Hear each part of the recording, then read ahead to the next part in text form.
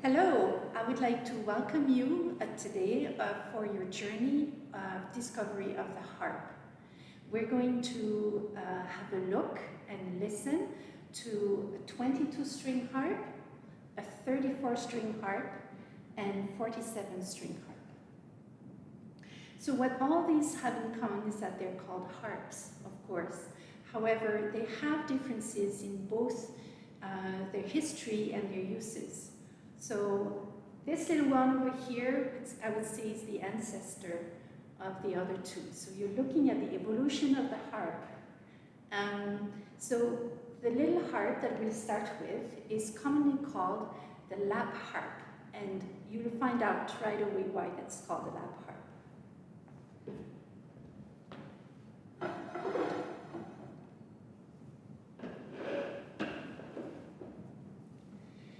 So in order to hold my harp, the 22-string one, I have to use my knees or laps. People sometimes use it like this. I find it more secure when I use it like this, behind my knees. So this is a 22-string harp. It has a range of 3 octaves. And it has a very nice, sweet voice to it. It also has standard spacing of the strings. This is a harp I designed with the help of a certified woodmaker, Roland Lestage. And so I made sure that he built the harp with the standard spacing of strings, which sometimes is not found on smaller size harps. That makes the transition easier to a larger harp if you decide to make that jump. So first of all, I'd like to describe its history a little bit, but mostly its use. So it's a perfect size for a beginner, whether an adult or a child. You can sit at it and feel very comfortable. It doesn't have too many octaves, so that kind of helps you focus on your first exercises. The first warm-up exercise, which is called stationary, where we simply play each finger 4 times, and so on and so forth. So this is what we could be expecting from, say, your first beginner lesson. Now, what I'd like to play for you today is called a cantiga. A cantiga is from the 13th century Spain. And specifically, this one is from Alfonso el Sabio. It's called Cantiga de Sancta Maria.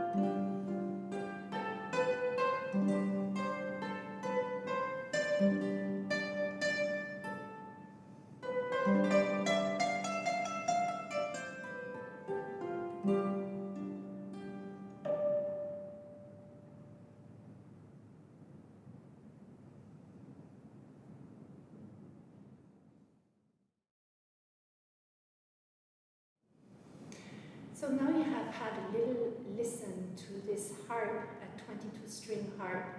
I just wanted to give you a little bit more information about the harp itself. So it's tuned in C major. And so that means you can have access to the A minor relative. However, if you wanted to play in a G major, which needs an F sharp, you would have to either retune the string to an F sharp or use a lever. And those are options that are offered if you choose to build your own harp workshop. After you've completed building your own harp, which by the way would look very similar to this one that you just heard and seen. If you so desire, I can install some levers on the C's, the F's, and the B's, which then would give you access to G major, F major, and D major, and their relative minor. So in other words, this harp will take you well into your journey as a beginner player, probably well into the second year. And after which you may decide to start learning larger repertoire and maybe larger range of strings. So this would be the next topic of my presentation today. It's going to be on a 34-string Celtic harp.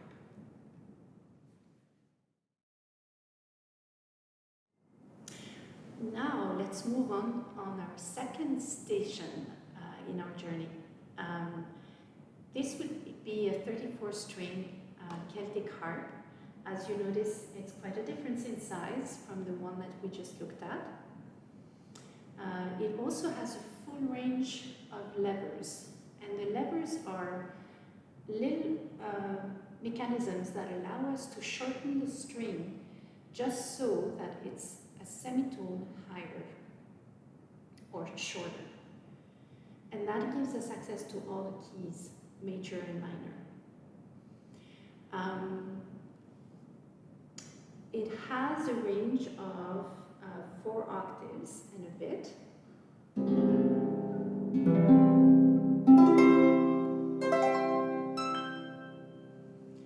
And as you have heard probably, the bass strings are wire, which is not the case on the small harp. So it gives it a bit more of a bellowy sound and bassy sound.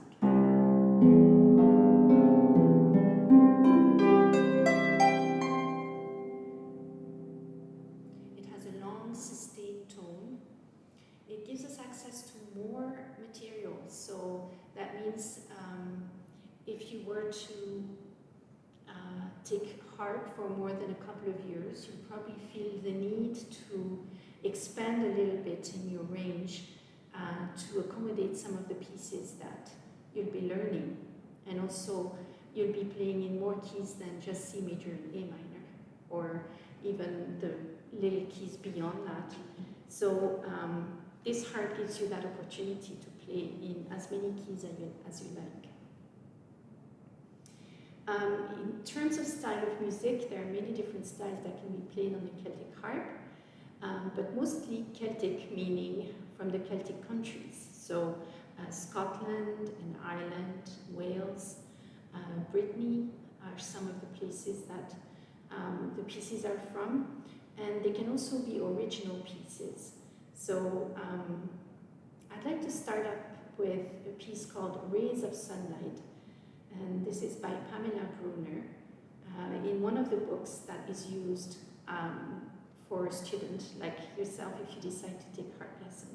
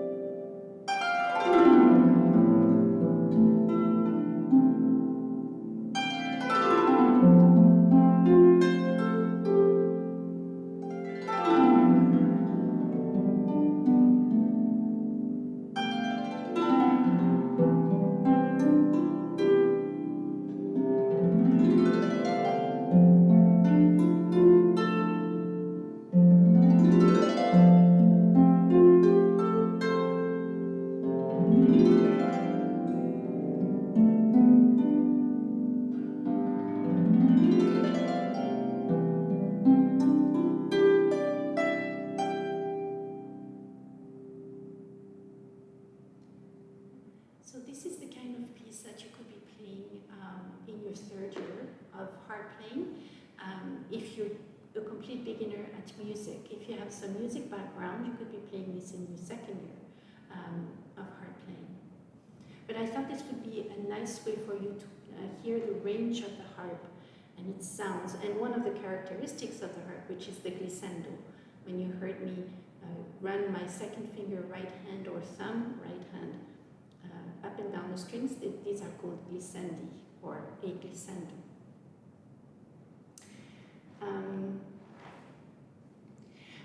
One of my favorite composers for this harp is Turlough O'Carolan, and you'll be learning a lot of the pieces that he wrote for the harp that he composed.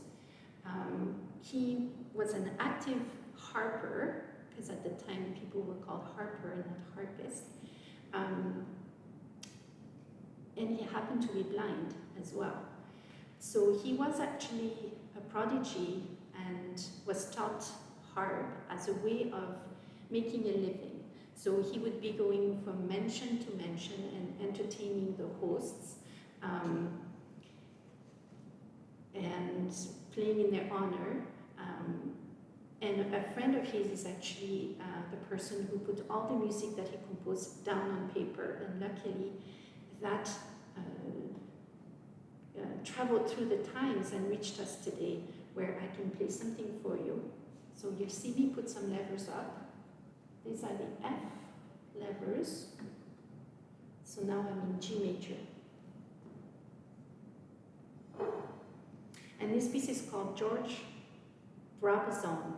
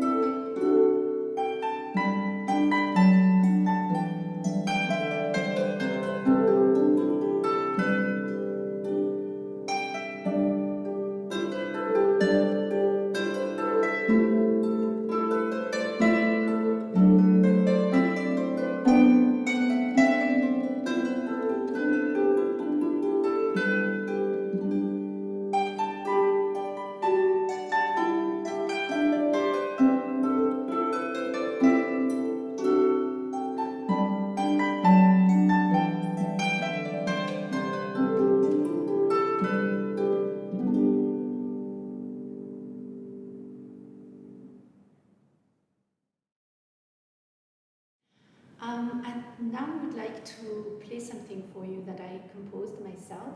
It's called Childhood, or Enfance in French.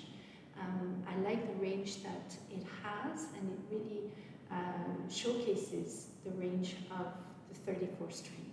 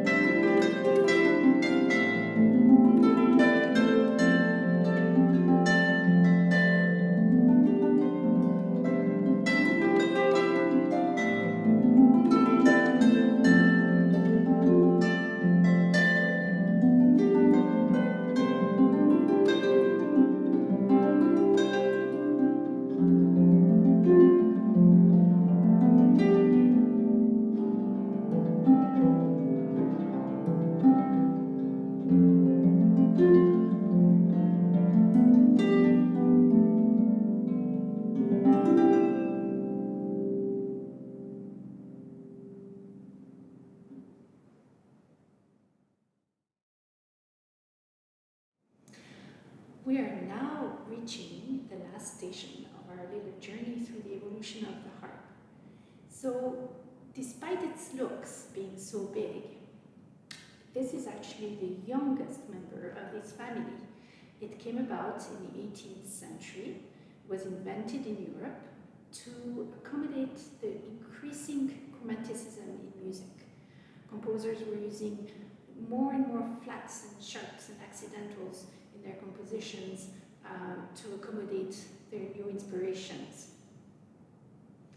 So to do that and to keep up with the rest of, say, an orchestra, a harp had to get bigger, so it has a longer sound board, an extended sometimes sound board that projects more in an orchestra. And secondly, it had to transfer all these nifty little levers that we had a look at earlier on the 34th string, shifting them from the fingers to the feet of the harpist. So to accommodate flats and sharps, we have 7 pedals on the harp, the classical harp. And I'll demonstrate how it works. So here we are in C major. If I put all my pedals up, I'm in C flat, playing the exact same strings. And if I put all my pedals down, in the 3rd position, I'm in C sharp, playing the same strings. So with size, we have larger range. We have close to a full octave in the bass, which brings us to 6.5 octaves, which is a much larger range than the 2 harps we just looked at. It has a bigger sound because the sound box is larger. It has more cubic meter in it. It is a harp that people may choose to learn after they've taken a few years of piano, and if they have their heart set on the harp, then they may decide to play pedal harp either for private functions or like weddings and things like that, or in the orchestra or in smaller musical formations like chamber ensemble. So what I'd like to demonstrate for you today is the versatility of the pedal harp. So one of my projects for the last 2 years, taking advantage of the pandemic time where I had a lot of time to spend at home and with music that I wanted to arrange for harp, I took the enterprise to adjust or adapt the Well-Tempered Clavier by J.S. Bach, first volume so far, originally written for either harpsichord or piano. I was curious. I sat down with the music and thought, could it be played on this harp? I wonder. And it's from this question of, I wonder if, that this developed. So some of you may know, but I'd like to just go over this a little bit. The books are a wonderful study of tonality in all the keys. So Bach is traveling from one key to the next, from fugue, prelude, fugue. And this one I'd like to play for you is Prelude number 6. And specifically at the end, where a lot of chromaticism is happening, you'll probably see a lot of foot action. You'll see my feet moving a lot.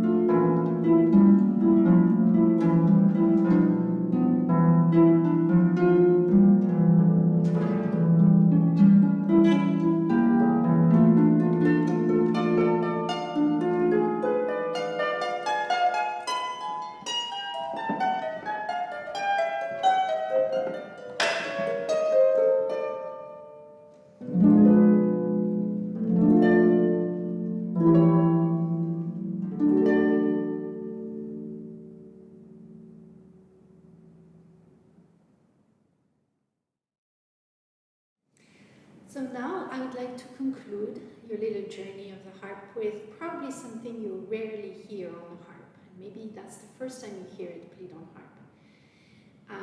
Jazz music can be played on harp.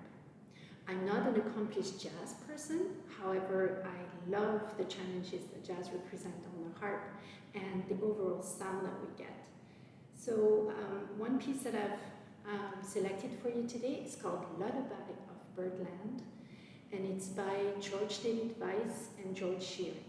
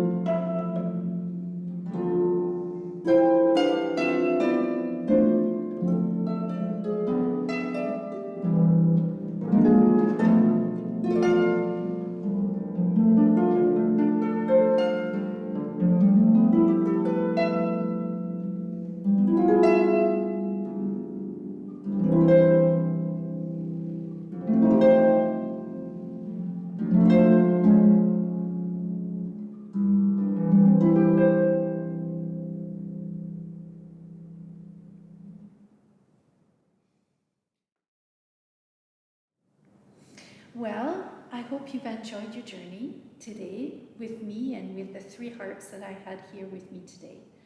I hope that you decide to maybe create the future of the harp and play more music from today on electroacoustic harp. Just a little note about the last piece you heard, the jazz piece. There were spots where you might have heard a bit of a buzz going on. That's called a pedal slide, and that's a special effect in jazz where we purposely play a note as we are moving a pedal, creating a buzz. So hopefully you are the person, or you will be one of the people who will create new special effects on the harp in the future of this wonderful instrument. And I'll see you soon.